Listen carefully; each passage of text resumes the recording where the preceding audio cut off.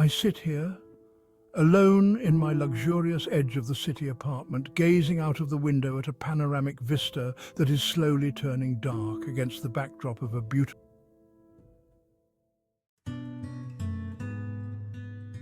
Rising from my chair, a black leather recliner from some absurdly expensive online Scandinavian store with an unpronounceable name, I walk to the balcony doors, open them, and step onto the balcony. It's early spring and the trees are in bloom. Pink, white and red splashes can be seen in the distance, and as I squint against the sun, I can just make out the little white house on the horizon. A chocolate box-tiled roof cottage surrounded by a white picket fence with a bright red gate and purple clematis snaking its way around both sides of the front door. Noticing a light in the cottage window, I imagine just for a second that it is the flickering light from a candle. Then I realise I've been daydreaming for a while, and it is only the light from a lamp in the house. My hand reaches up to my cheek, and I can feel a single tear beneath my eye. I have been thinking of her again. The candle in the window was our sign, her signal to me that he wasn't home, that the coast was clear for the night, and she wanted me to come over. Sometimes I would sit out on my balcony for hours at a time, rain or shine, waiting for that flame with an almost unbearable feeling in the pit of my stomach. I would imagine the candle never being lit again, never seeing her face again, or the way her quirky smile would turn up slightly more on the left-hand side when I told her one of my corny jokes. Never seeing those endlessly deep blue eyes that I would happily spend an eternity drowning in, or her shoulder length, corn-coloured, hair perfectly framing her delicately freckled face. As the small hours approached, a darkness would engulf me as I dragged myself to bed, pain and doubt hindering my sleep. Yet I would always awaken early to get to my seat on the balcony and start the waiting and watching again. From my viewpoint, I could see his car in the drive, a big black BMW X5, and sometimes I would see it leave. My heart would skip a beat as I waited for the candle to appear. More often than not, my hopes were dashed as, a short time later, the car would reappear, and he would enter the house having been on a shopping trip or some other small errand. My wait would continue. He used to hurt her, you know. She once told me as we lay in each other's arms. We had just made love on the rug in front of a smouldering fire. She later told me it was the first time she truly knew she could trust me and open up to me.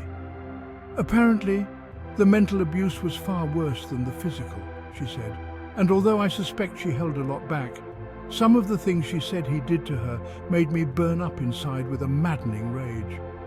I tried not to let her see how I felt, but couldn't help the involuntary shiver that ran through my body.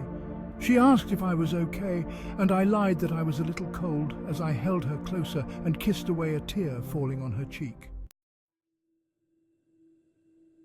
We planned to go away together, to leave and never come back. I had no family, and he had driven away anyone she was remotely close to.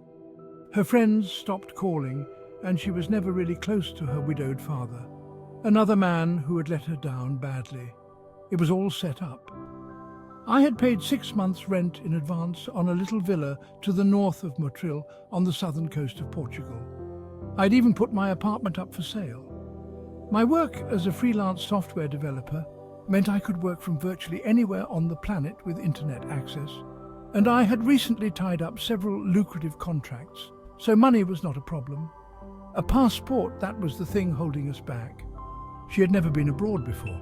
He didn't like the foreign experience, apparently, and so she had never had a passport. I got the forms, and we filled them out one evening while sharing a bottle of Merlot. We also picked the villa that night, and I promised her I would paint the gate red and buy candles for every window. After that night, I saw her one more time. I was sat in the window of Starbucks, latte in one hand and phone in the other, when I glanced up and saw her. My heartbeat quickened and my tongue stuck to the roof of my mouth. She was with him. He was a pace in front of her, with a scowl on his face, and she turned to look in the window. Our eyes locked. It couldn't have been for more than a second. but I will remember it forever. I will never forget the pained look in those deep blue eyes as she gave a little cough and turned her head back forwards. Then she passed by the cafe out of view. 5 days had passed since my last fleeting glimpse of her. And because of the COVID-19 pandemic, we had been in lockdown for 3 of those. 5 agonizing days trying to work to pass the time, and 5 agonizing nights on my balcony looking for the elusive candle. I would often wake up shivering in the darkness and drag myself to bed, only to lay there for what seemed like hours before drifting off into a restless sleep. Another 5 days passed, and I was beside myself with worry. I had just made myself a cup of coffee and followed my morning ritual of sitting on my balcony. It was then that I saw the big black car parked outside the cottage. They never really had visitors, and with the lockdown it seemed even stranger. My heart leapt into my mouth as I saw another big black car pull up behind the first one. This was no ordinary vehicle, it was a hearse, a funeral car. Looking closer, my vision began swimming as I saw the pink, her favourite colour, flowers surrounding the coffin. I blinked, rubbed my eyes, looked again and saw him leaving the house alone and climbing into the rear of the first car. I collapse.